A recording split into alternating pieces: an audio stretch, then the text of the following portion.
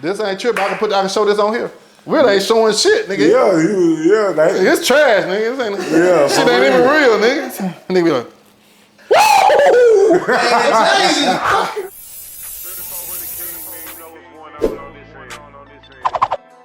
The shooter, shooting shit the right way. They didn't want me up, but I got up and nashed up. They didn't want to see me win, but I won and now they fuck. They hate and envy me, but I'm at that shit like, what's up? I don't want no smoke, but I still keep it tucked. Yeah, they didn't want me up, but I got up and nashed up. They didn't want to see me win. What it is, what it do, man. This is season 26 of Kicking It with King, man. And we got a very special guest today, man. We got James in the building, man. oh man, what's happening, man? You gotta put that regular on there, baby. You feel it? We got It's regular James. regular James. Regular James. Yeah, that's what they call me. Regular James, man. Why they call you regular James? I mean, cause I'm regular, bro. You feel what I'm saying, man? Man, Yeah. ain't shit regular about you, man. Stop playing. Hey, man. I mean, actually, it is, man. You know, if you look up all the synonyms for regular, man, you know what I'm saying. You know, it'll definitely fall in line, coincide with who I am as an individual. You feel what I'm saying? I feel what you're saying. Yeah. Okay. So regular James. No. Nah. I don't even know. regular James, give the people a little background on who you are, where you from, man. Oh man, I'm just a regular nigga, bro. I'm just like A regular nigga gotta be from somewhere. I'm just like all the homies like that you look up to. You feel me? Okay. I'm like that caliber of individual. You feel what I'm saying? Like He said I'm all of them. Right. I'm all of them. Yeah, I'm the thug. I'm the OG nigga. I'm nigga went to school. Well, where's you from, though? Oh shit, don't nobody really know, man.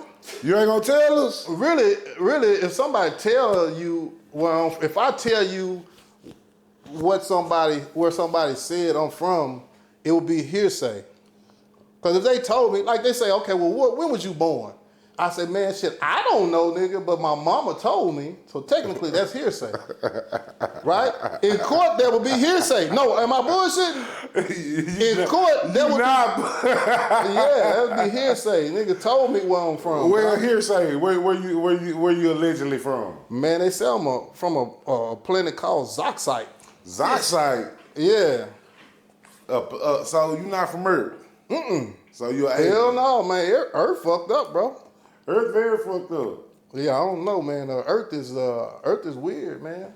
Earth is I don't know, weird. man. What's in that bag, though, man? I don't know. Something weird. Woo! This has got to be the Man, what the fuck is this, man? Boy, that shit strong than a motherfucker. Woo! Real strong.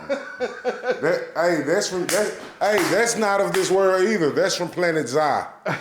That's from Planet Zaza. This from Planet Zaza. That's from Planet Zaza, man. Man, shit. So who is regular James and what does regular James do? I just be out doing regular shit, bro. Just everyday shit, ordinary shit, man. Just being a good human, you know. Being out sowing good seeds in fertile soil. Okay. Nurturing them, you know what I'm saying? You know, just out trying to do something great, spectacular. You Nothing know? wrong with that. Yeah. You got anything intrinsic that you want to discuss? So intrinsic. Yeah. I hear you into film. Okay. You gotta get some better head right, brother. But before we get to that, I want to talk about him sowing these seeds first because, you know, we ran into him, you know what I'm saying, on the way. He was sowing seeds. And you had a little experience in the process of sowing seeds. And, you know what I'm saying? How did that make you feel? You out here blessing people and crazy people just coming up to you with just crazy shit on some crazy shit. How did that? Oh, shit. You talking about today? Yeah, today. Oh, man. Shit, bro. All right, so that shit actually bothered me, bro. But that's what I want to know. so what I be doing, man, this like what I be doing. I don't really be on camera with this shit. I'm gonna give you a little. So I like going. This is what I like. I'm gonna just say what I like to do. Mm-hmm. This is my thing. What I like to do. So I'm not saying this for any other reason other than to convey to you what I like to do. Right. What I like to do when I got time is I just ride around the city and go like find random homeless people and we go sit down and eat. And today was one of those days, right? And so I went and, you know, on my Facebook post. So I went, so I went, you know, to Sonic up here, man. And matter of fact, man, it's a badass area, bro. First of all, let me say that, bro. Like, where the fuck y'all got me at, nigga? I supposed to been having some security around this motherfucker, bro. Hey, you on your own security, my brother. God damn, nigga. You on your own protection, regular Man, James. Hey, you regular James. You don't need no security. Hey, man, I really don't, but I do, though. Shit. God damn, bro. It was rough around this motherfucker, man. So I went and went to Sonic, man, and I was just going there. Cause I just actually ate lunch, bro. But I was going into that store and I went and got some gas, and I looked up. I said, damn. I said, bro, you hungry? Bro, you hungry?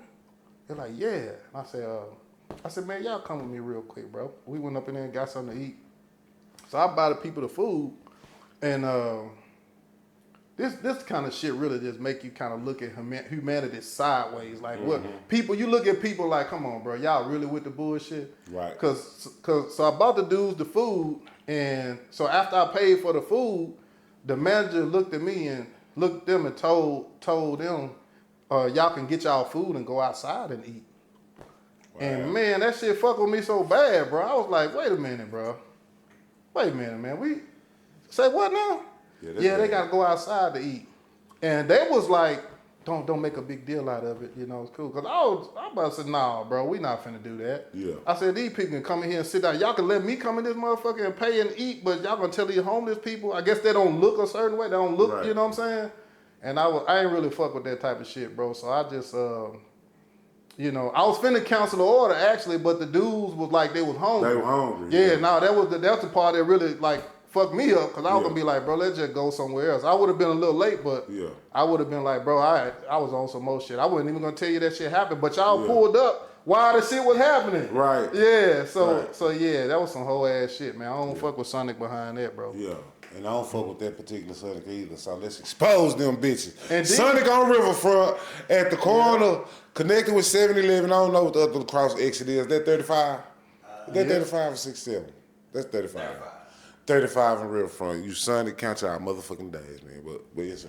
And then, bro, when I was leaving, I was typing on my Facebook post about the shit, because the shit kind of pissed me off. And then, man, I was just sitting in my fucking van texting shit. And I overheard now, he said, whoosh. I said, what the fuck? Scared the shit out of me. I said, what the fuck is that? And I looked up, man, this fucking white lady was like, what the fuck are you doing? Get the fuck out.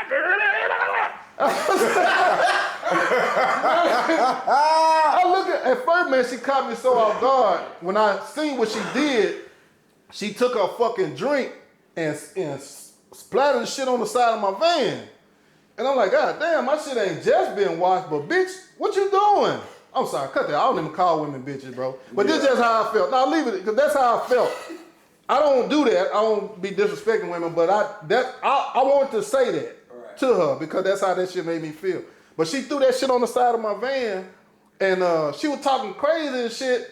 And I'm like, man, this motherfucker, what's wrong with this woman right here, man? So she talked shit for a minute, and I kind of got a little hot. So I told her, I cracked my window a little bit. She said, no, let the window always down. And I was thinking to myself, like, man, this bitch ain't finna spit in my face and no shit like that. So, damn, bro, I said this shit again. I'm sorry, man. Cut that. I don't even do that, bro. I got you. Yeah, cut them B words out, bro. But we're bleeding. Yeah, so she was, yeah, because that ain't even, people who know me, they know I don't even get out like that. But this situation kind of had me there. But, so she, she was just talking crazy and cussing and shit like that, man. And God said she's mentally, she ain't there mentally. So I told the lady again, I said, ma'am, you need to get your ass away from my van. And she must have saw how I looked or whatever, so she walked on off. But I had to get the fuck on away from around there though, bro. I said, bro, this shit right here crazy. You got homeless people, crazy people, homeless people out there doing work, trying to earn some money to survive. And then you got motherfuckers in Sonic that goddamn it think the people ain't good. In the empty, the Sonic was empty. It wasn't even nobody in there, bro. Stay empty. Bro. Stay empty. Yeah, but anyway, bro, that's what I like to build with people, bro, and it really don't matter to me. That's dope. Yeah, it don't matter to me what kind of people and what their circumstance is. You can learn something from everybody. That's real, and that's Yes, facts. indeed. So, do you experience that often when you in these type of situations, or not too often? That was just a random. Bro, that's the coolest shit you could do, man. And really, I'm gonna say this to the camera. I implore you to get out of yourself and go sow good seeds into fertile soil. Like you gotta go out into society and do dope shit. Like you gotta do positive shit. You gotta go out and do stuff to assist people in the world to let them know that humanity is still worth salvaging, right? Because you got man, people crazy now. Not just referring back to that, but people are really people weird now, man. Don't People nobody weird. care. People don't care about nobody. They only care about themselves. They don't sow seeds into nothing. People just go back. All they do is go around to every tree God that manifested into existence, and they just pull the fruit off of it. Pull the fruit, pull all the apples, all the oranges. They ain't doing nothing. They ain't pouring no water. They ain't putting no cow manure at the root. They ain't doing nothing. All they doing is snatching all the fruit down, and they ain't never, replenishing nothing. Man. And which brings me to the next thing. That's really like people. You gotta make sure you don't have them kind of people in your life. And I call them kind of people energy vampires. You can't have energy vampires in your life because all they do is drain you of your energy. Facts. They don't never replenish you. They don't never sow back into you. They just drain you. They leech you. That's all it is. You said it right the first time. They just bring they energy vampires. They just drain for your energy, and that's fact. Yeah. And a lot of people don't believe in energy. That's why they be getting drained of their energy. Because you better realize who you're around, and you better realize why your spirit low like that. You know what I'm saying? For real. But it goes down like that, man. But it's good to know that people like you say, because I'm the type of person who I sow my seeds. I love people. I love Hood. I'm Mr. Positive Vibe. But humanity's so ugly. It be like, man, where the good people at, man? I can't be one of the only ones out here that care about people that I don't know that ain't me, you know what I'm saying? So it's good to see people out there doing it and not doing it for clout.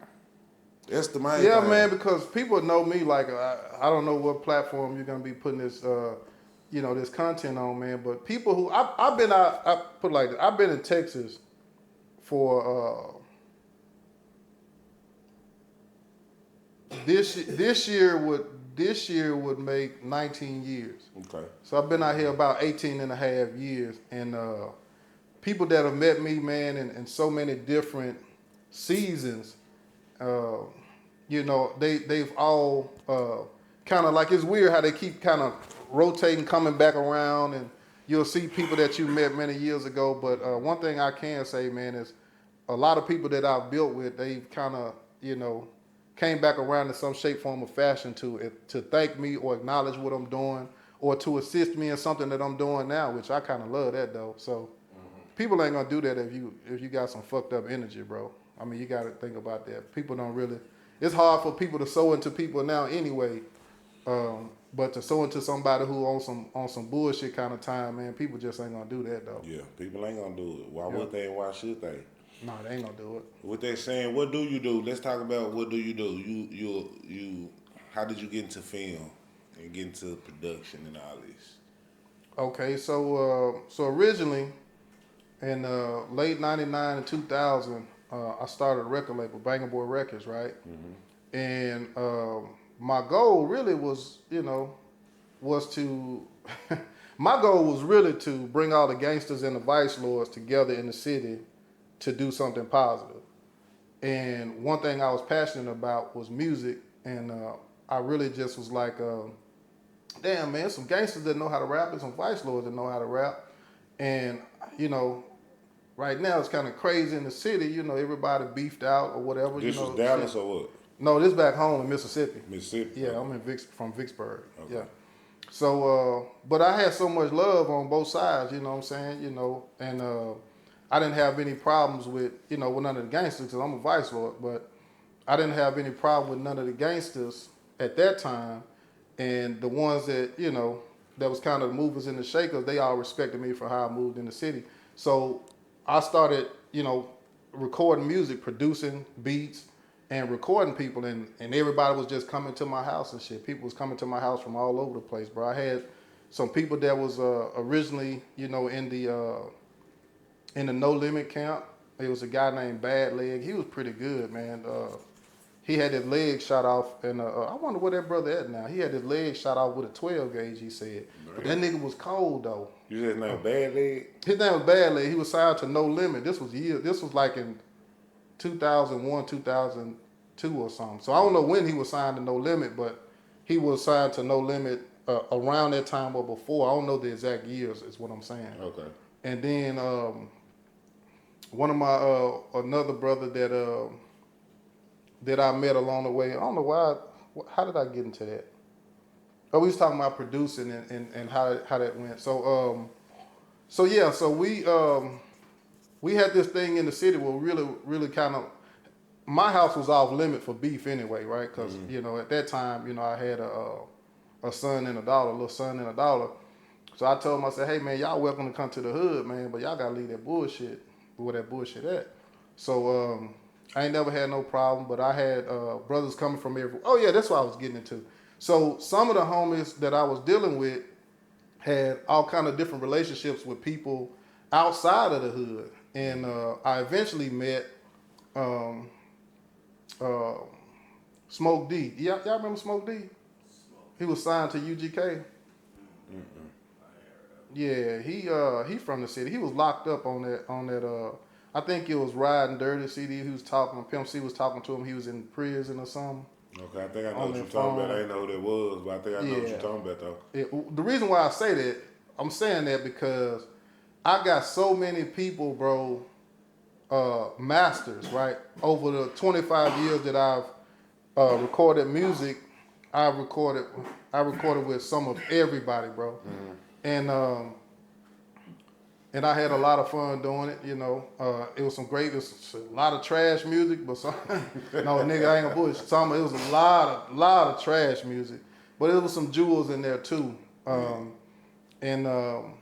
So what led me into film is, as my career kind of progressed, I started kind of building relationships with, you know, with some of the major players, right? You know, some of the major layers, the major labels. I was doing some work for Sony. I was doing work for Def Jam. I had a couple of Capitol clients. I worked with a lot of people, man. And one thing I had during one of my meetings with one of the labels is they were like, hey man, who shoot videos for you? I said, man, we don't shoot video. By this time, this is like 2010, 2011. This is like I had been here for you know, for about 3 or 4 years, you know, and I had relocated to Texas and stuff like that. But this, like I said, this was 2010, 2011. So I said, you know, don't nobody shoot. Oh, well, that's what you need to do. You need to shoot videos with this, and we'll see the video. We'll see what's going on, and you know, we'll see if we can you know, recruit somebody from you, pull somebody off you. So I started shooting videos and shit, right? And you know, it was pretty cool. You know, it was a deal, an ordeal where you know, it was a process. It was something new for me, so I had to learn it. I had to get my new techniques. I had to learn all the, you know, the technical aspects of stuff of film, and then I ended up shooting a few music videos, right? So then people started reaching out to me. This is crazy because this guy ain't even shooting no music video. I got a call from this what kind of led me into doing film. Somebody said, "Hey man, you got anybody that sound like Eminem?" And I said, this guy don't sound like Eminem. He good as a mother. He real fucking good though, man. He better. He could be the next Eminem, you know, because he was a white guy and he was cold as fuck. And turned out the person called me was DOC, and he was trying to get the dude to take the dude to Dr. Dre in L.A. Well, I told the white guy, I said, "Hey, come to the studio, man. I got somebody want to meet you, man. He you know, want to fly you out to L.A." And so he came up there and he met him, and he was like, "Oh man, I don't like that dude." I said, bro, he cool, man. This dude connected, man. Just have an open mind, because this is white dude, like they already had money and shit. So he was like, I ain't got time for this shit. Yeah. So I said, man, just chill, bro. Let's, just see what's gonna happen. So what ended up happening was they did fly him out to LA, and he ended up getting signed to Dr. Dre. The part about that shit I didn't like was shit, I ain't get my damn finder's fee, Dr. Dre. You get no finder's fee. Dr. Dre, DOC, I ain't get my finder's fee, and I still, y'all need to give me my damn finder's fee. You didn't get no credit, nothing. No, man. But then after a situation like that occurred, I started kind of doing I started filming little documentary type interviews when I started meeting and building with people. So I got a huge portfolio of interview style, headpieces of people that I've worked with over the time. So to kind of reel this story back in, that was kind of the reason why I started focusing more on film and doing documentary type stuff, docu-style filming. So the music put you into the film industry. The music. Yeah, led to the music. Started off with music videos, and after I shot music videos for a while, I just wanted more. I always wanted my stuff to look better than the people around me. Right. I wanted it to be what my vision was. So, yeah. So shooting music videos, the music video, people start coming with bigger and bigger budgets with the music videos. So I wanted to put a little more sauce on it, and that shit ended up to be little short mini movies in the music videos, and then it ended up being, I ended up getting to movies. But I was commissioned by the labels a few times to co-shoot, because they had big names on the director, but I was compensated pretty decently to help shoot a few videos, mainstream videos. Okay. Can you tell us any of those mainstream videos you was able to help shoot? I'm on the NDA. Oh, NDA. Oh, yes, sir. Yep. Do you like documentaries better or movies and commercials? What do you prefer? Man, I love documentaries, man. Movies be good. I shot a couple movies. Actually, no, he helped me. TJ actually helped me shoot a show last year. We shot a show. Okay. Makes sense. But yeah, old TJ, that's my guy, man. Actually, he gonna help me. He gonna help me shoot this movie that we're gonna start shooting in a month or so. Dope. So yeah, we about to get on top of that for real. I already reached out to him and told him as soon as that budget money hit that bank account, you hear me?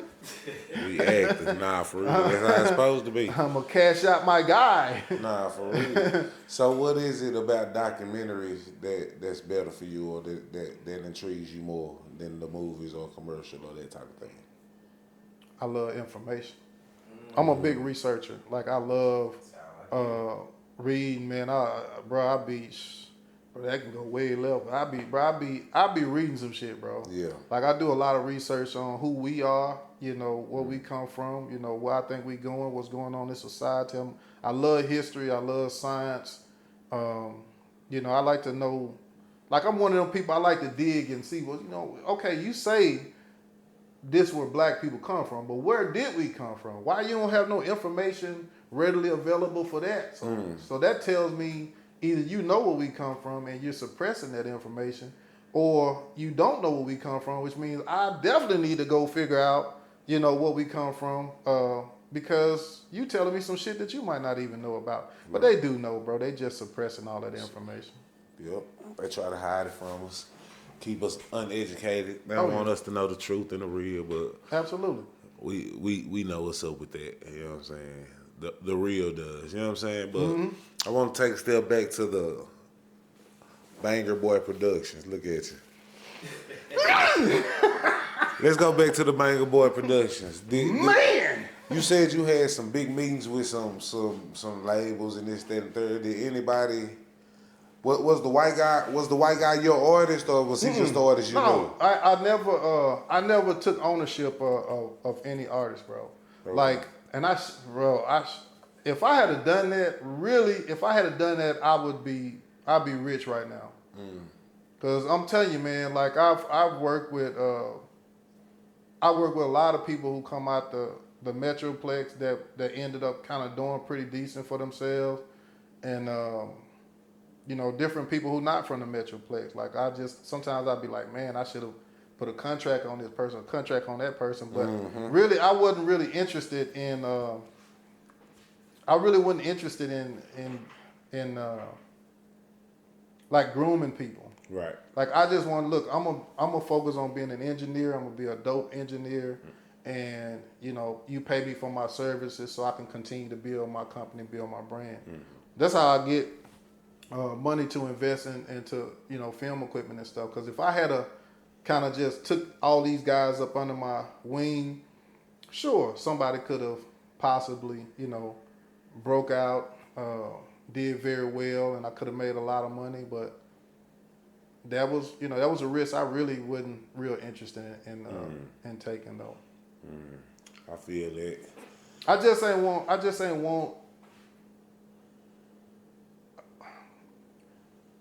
How can I say that? I really just didn't want to, cause I did that before. I'm gonna tell you why I didn't do that when I got out here, because when I was back home, I produced an album called Off the Block Volume 2, Hood Certified. And I produced the whole album with the exception of one song that was done by this guy named Two Crunk, one of my homeboys. But all the other songs I produced and recorded them, mixed them, mastered them, you know, paid for, you know, the graphics to get done, paid to get all the shit pressed up and everything like that. And then when it came to go time to go get the money, you know, a lot of brothers, they just they didn't really have that drive. You know, you go to ordering, you know, 5,000 CDs, bro. You know, back in the day, 5,000 CDs in the jewel cases and shit, that wasn't cheap. That was not cheap. But, you know. Better be ready to go flip them motherfuckers. Bro, they won't try to tell you. So that kind of didn't do much. Even though I got out, it was a couple of brothers, you know, B Bell, Freddie G and stuff like that really got out and started pushing it. Man, I showed out when I came to Texas, though. When I came to Texas, man, you know, I found out it was a place called Trader Village, bro. Yeah, Trader Village, yeah. Man, listen, I went to Trader Village, bro. My goal every day Trader Village was open Saturday. Well, you know, it's open on Saturday and Sunday. I said, every time I go to Trader Village, I got to make $1,000 or I'm not going home. And that's what I did, bro. Like, so every Saturday and Sunday, bro. Like I work my job during the week, and every Saturday and Sunday, man, I get up from time they open to time they close, and you know try to sell $1,000 worth of CDs. Out there getting it in, hustling. Yeah, selling my album, and that contributed to people getting to know me. Like people start listening to it. You know, I have my information and shit on it. People be like, man, hey man, well, you know, where you recorded this at? Where you produced this at, man? So, oh man, I got a studio here in Arlington, Pantego, man. Come pull up on me. Yeah. And shit, that shit kind of open doors. Yeah. That's what's up. So I heard the story, but the actual filming, did that come into Dallas, or when you was in Texas, or when you was back? No, that came into place while I was in Texas. In Texas. Yeah, because I started having people who liked my quality and wanted to do stuff, and I kind of saw that we was shifting more toward a skit type of situation. People doing skits. Like I always been a Dave Chappelle fan, and Dave Chappelle used to do all them sketch shows and shit. You know, Dave Chappelle show's a sketch show, but show. Yeah. But yeah, I started kind of you know shifting toward that, and I wanted to do it the right way. So I took time and invested money into it. You know, a substantial amount of money into you know securing the equipment and stuff. And I started building a team that was, you know, me and a couple of my guys, you know, it originally started off with me being the person that was going to handle the production side of it. And my homeboy, Terrence Shepard, he ended up passing away. But he wrote all the scripts, right? He was going to write all the scripts to the movies. And I was going to, you know, secure the equipment and stuff and film it. Of course, I was going to have a bigger interest in what was going on than he was, but I wasn't tripping on that. Of course, I wasn't tripping on that. But I was buying all the equipment and I was gonna film everything, hire me some production crew and stuff like that, and build. So that's what kind of pushed me into wanting to focus on film, reading some good ass film scripts, and being locked in with a brother who was very capable of writing movie scripts. Okay. Hey, who was that at the gas station that we met? And he said we should fuck with Banger Boy. Oh, Juju. Dude, okay. Yeah, man, that's my. That's my people, man. Like, Yeah, man, that's my uncle. Actually, it's funny, man. He's my son's mom's uncle, and me and him are close to the same age though. But it's just he from my city, right? Yeah. But he been out here for a long time. But yeah, he kind of he kind of knew me from back then because I met my son's mom when I was like 16 or whatever. We started dating when I was 17 or 18 or whatever. But yeah, it's a lot of history right there. So when he say nephew, that's what he be saying. Yeah. But nah, that's my people though. Yeah, that's good people. When I seen him, I mean him, I'm like, man, say, it's official, man. I fuck with James, man. You ain't gonna plug nigga him no bullshit, man. No, man, and it's crazy. He hella plugged though, cause the man, He hella plug. brothers, say, hey man, your Uncle Jew man told me to come holler at you. I be like, bro, I got to call, bro, and see what's going on, man. But yeah, no, hella good people, man. Much respect. Already, man. That's what's up.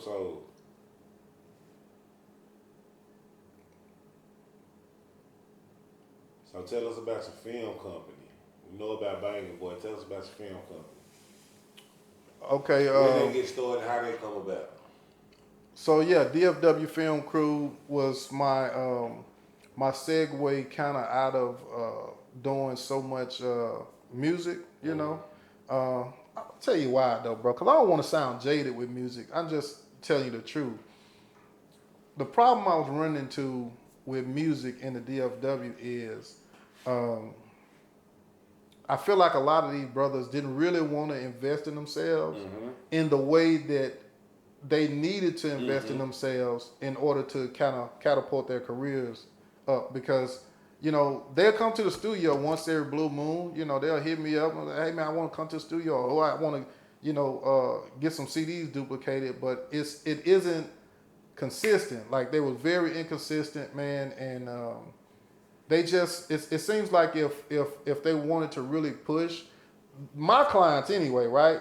Some of these guys did well, but most of these guys didn't do well. And how I kind of kept track of that is some of my customers, I still got I got so much of the Metroplex's masters, right? So much of it, and that's probably true for most studios. Still own the masters to all of the artists that they recorded, but yeah, you get so many artists that's really just kind of you can't see a sustainable business model, because if people don't start to blow and generate a buzz and do shows and make money and move up, then the city doesn't see anybody really move forward.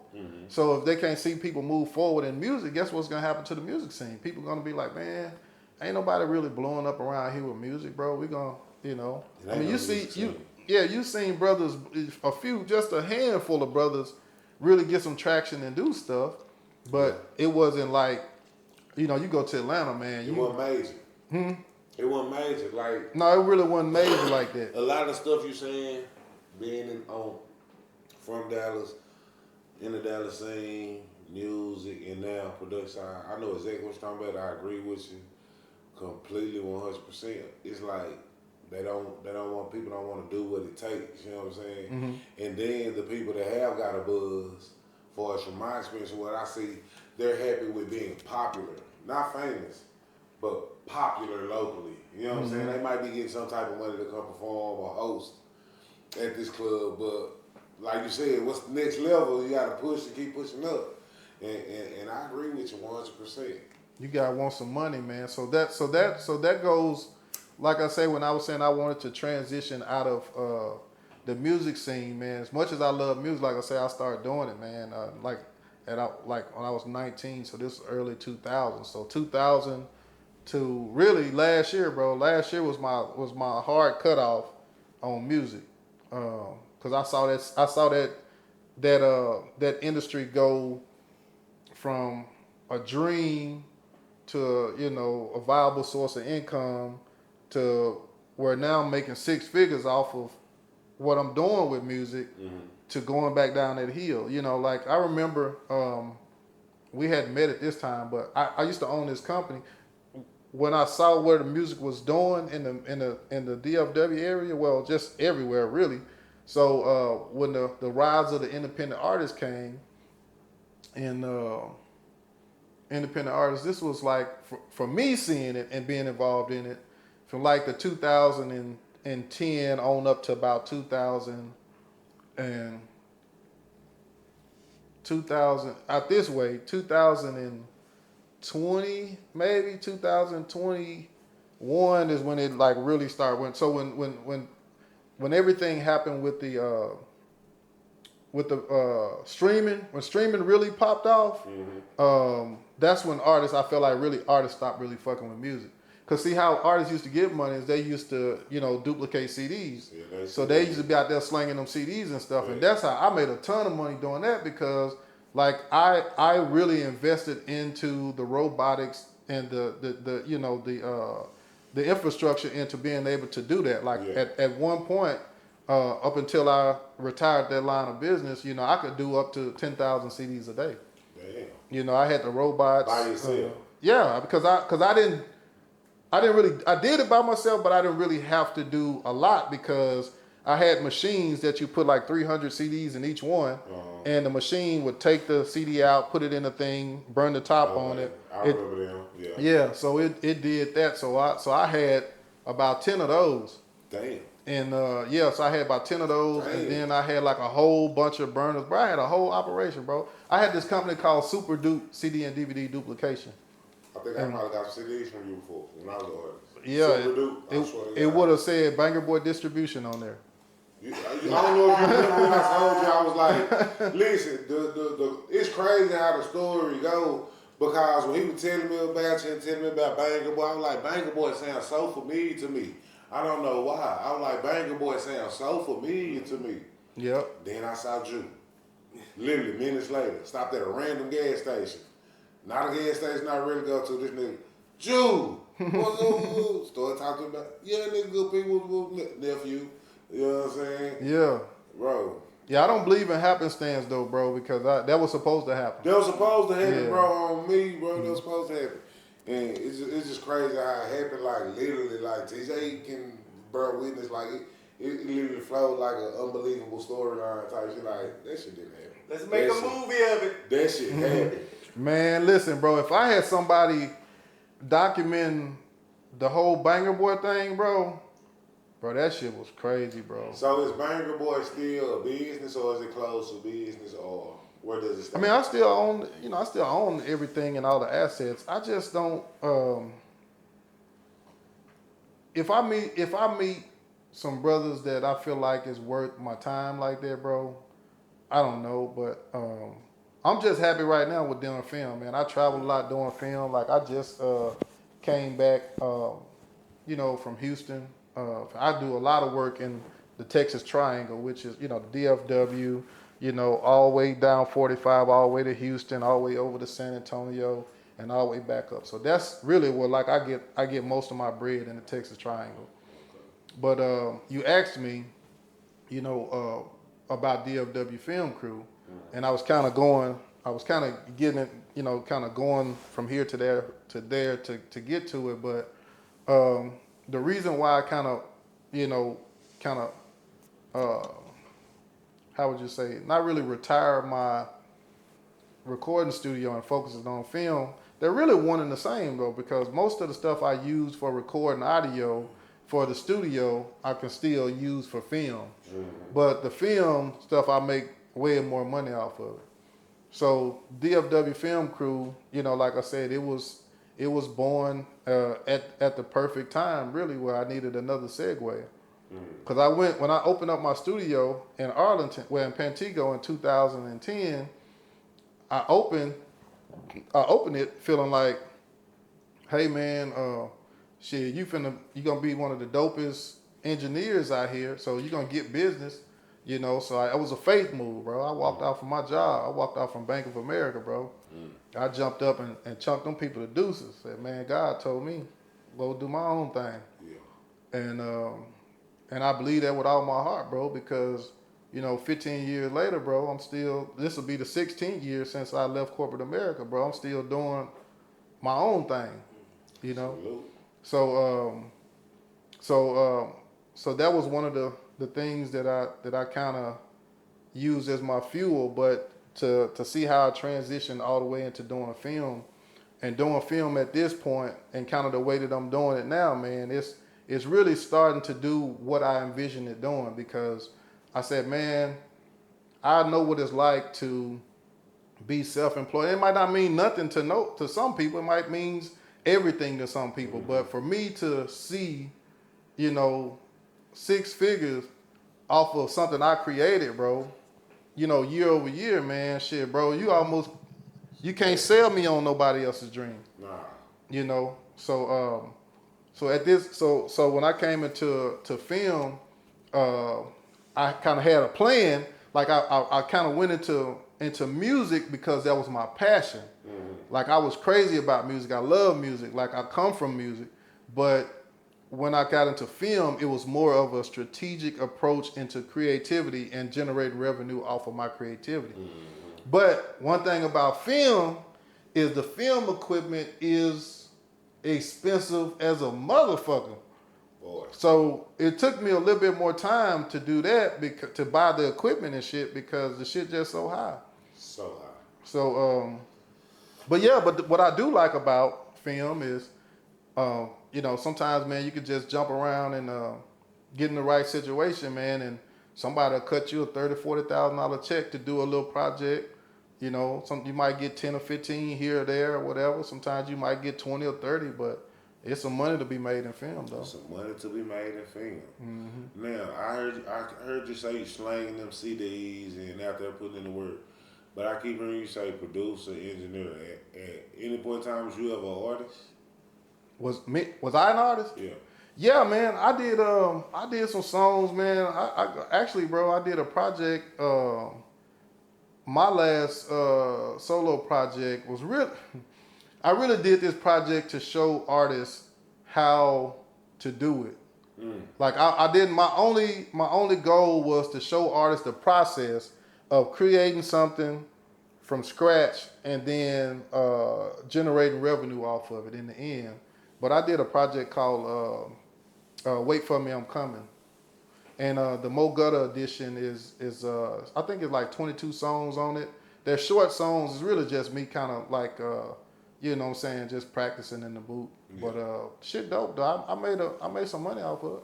Yeah, that's dope too. You made some money Yep. off of it. And my name, if y'all going on Apple Music or whatever to find it, is Gangsta Gutter, GANSTA GUTTA, and then it's Wait for Me, I'm Coming. If you want to check out that project. Okay. It's a bit white to say your name Gangsta Gutter from the beginning, man.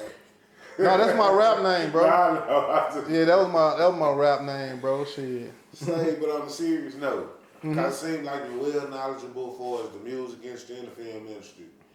Anybody trying to get into the music, what type of advice would you give anybody trying to get into the music that's being an artist Right now? right now?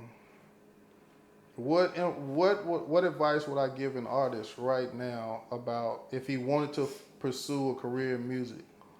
I would say spend the money that you need to spend to build you an e-commerce website.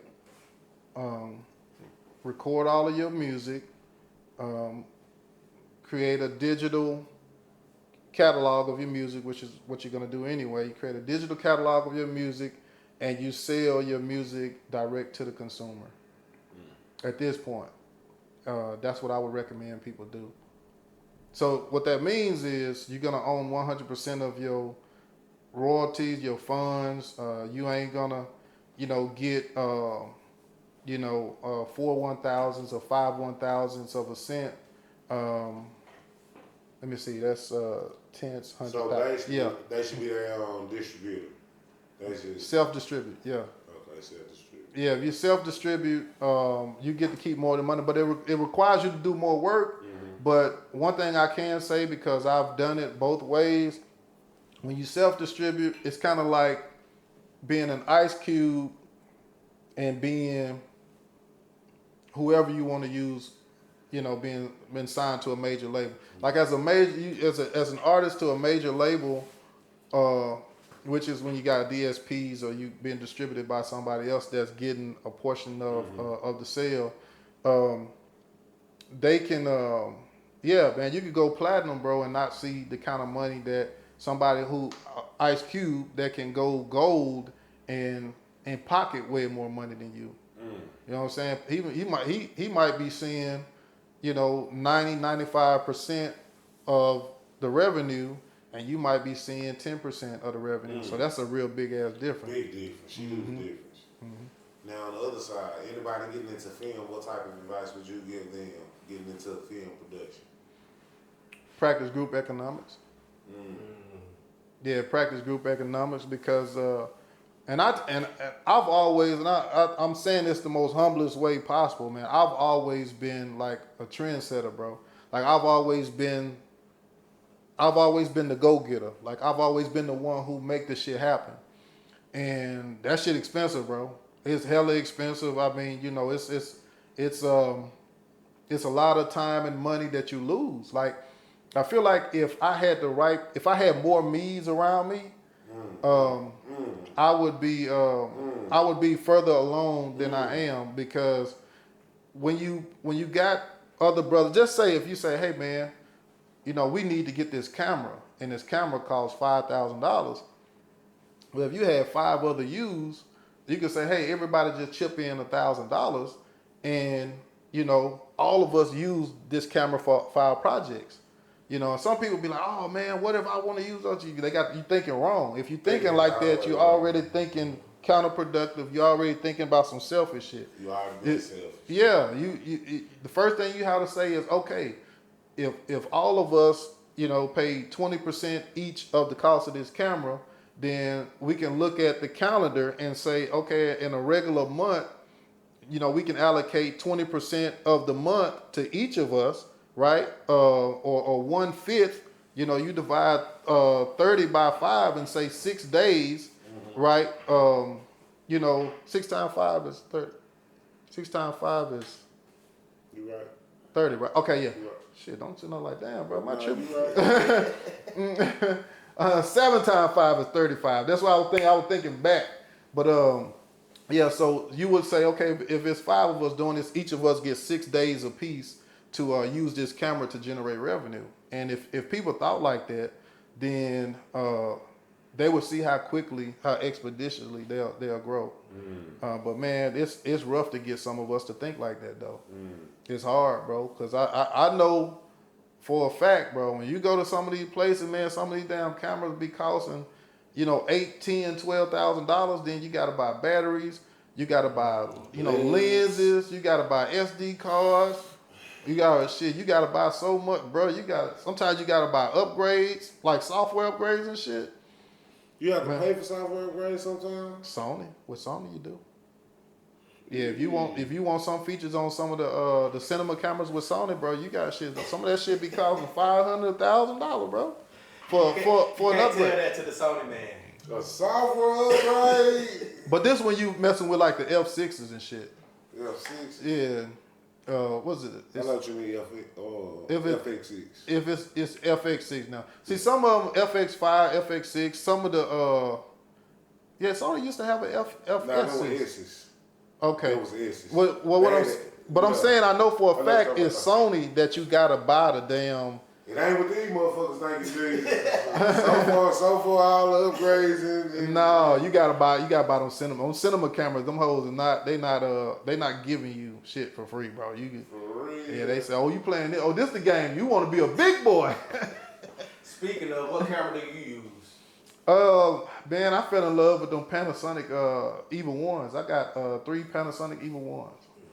Yeah, and I really do like them a lot, bro. They give me a color science that I like.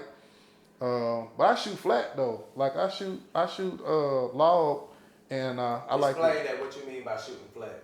shooting in log. So when you shoot flat or shoot in log, well, shooting flat can mean something totally different from log. Shooting flat in some cameras mean you shooting with the bare minimum on the color signs, right? It's like, okay, I want it to look as close. I want it to be colored, but I want it to not pop anywhere. I don't want to be too rich on the browns or the dark colors and stuff like that. You just kind of, it's color, but it's nothing, you know. That's like when you're watching TV, you know, like you go to the color menu on the TV, it say standard, plus, vivid type of shit like that.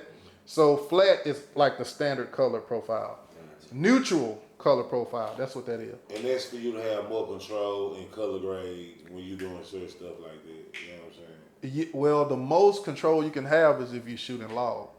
Because if you shoot in log, which is the other part of that, it pretty much looks like that shit grayed out while you're filming it, which is by design, right? Because they know you're going to use, it's going to give you the best color range that you can have, right? They're going to give you the full range, dynamic range of possible color gamut. But then when you finish filming, you take the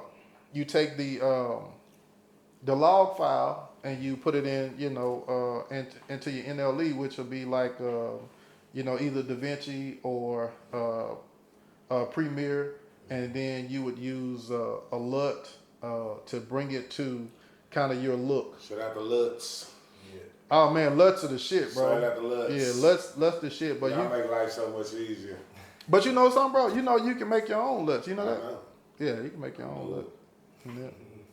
I like theirs. But yeah, they do, man. If you find something that works, bro, you could just utilize what works, bro. You ain't gotta reinvent the wheel. What work for you, man. Yep. For real, I'm big on that now. Definitely agree with that. I'm with that, man. Mm-hmm. But yeah, we're about to wrap up, man. Regular James. Oh man, I feel like we just been talking for 10 minutes, bro. We've been You talking. do feel like nothing, bro. Say, nigga put the time in my face. I'm like, damn. Oh You know what I'm shit, saying? we gonna have to do a bloopers real quick while I leave. Yeah, say, for real. She Yeah. right, man. But I want Yeah, that one was positive, man. I want to do some comedy shit, bro. Let's do Look, man, bro. I threw him out when I asked him about the situation at the he wanted to come on. He wanted to come on here playing. Yeah, he wanted to go on there playing. And I said, well, yeah, what happened at the gas station? My boy. What happened at the gas station? I said, God damn, but we ain't get a chance to have no fun. We had fun for shit show. They gonna say, hey, buddy, could you tell me what's your belief when it comes to God? Are you an atheist? Do you believe in Scientology? Or are you like a Mississippi Baptist Pentecostal Christian? Damn. You know. Man, nah, for real, man. Nah, this been a great episode of Kickin with King, man. Season 26, man. Yeah, First episode, regular James. Hey man, the regular one, not the other kind. I don't want to be the other kind. I'm the regular one. You feel me? The regular one, not the other one. Not the other one, the regular James, man. Yeah. Tell people how to contact you, book you for anything if they want to book you for any type of production, you know what I'm saying? Tell people how to get to you and reach out to you, man. Yes. So if you guys want to reach out to me, read the comments below. I'm just playing. Listen, that's when you be flexing. Like, yeah, nigga. But yeah, so I do have since I'm not really recording audio as much, go to DFW, like Dallas Fort Worth, DFWfilmcrew.com. And y'all can get up with me, man. Should I travel nationwide, man? I take flights every week, man. I be everywhere, bro. Ain't no telling where I'm gonna be at tomorrow, but I'll be there. And if you pay me my money, I'm coming. Nah. Baby, them coins. For real, man. You pay me my money, I'm showing up in the van. Nah, for real. Goddamn. So y'all heard what the Hey, guy said. we gotta get a picture of the van to plug in right there. Nah, for real. Oh man, the van. Did you get the juice off of it? Man, the lady, did I tell you that, man, the lady, so, yeah, man, so that's another problem. Man, this lady, man, did I tell y'all that Yeah, stuff? you told Yeah, pour the drink But on did it. you get the drink off of it? Hell no, man. Oh man. Hey, it's a place over here that wash them big ass vans for like $60, bro. Shit, I'm finna go by there now. He said, I forgot about that now, man. Yeah.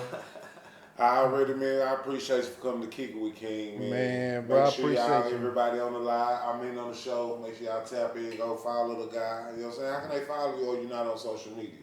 Yes. I would like to, if you're going to do business with me as it pertains to film, in regard to film, then follow me on DFW Film Crew is my handle on Instagram. Only people follow me are people who are actively spending money with me.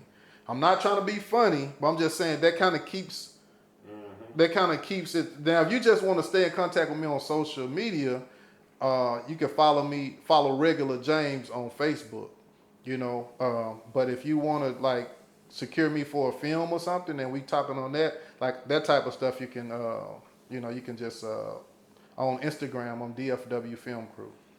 Yes, sir. That's a bit. Make sure y'all tap in on my guy and don't play on his page. Y'all heard what he said, man. And we out. Yeah.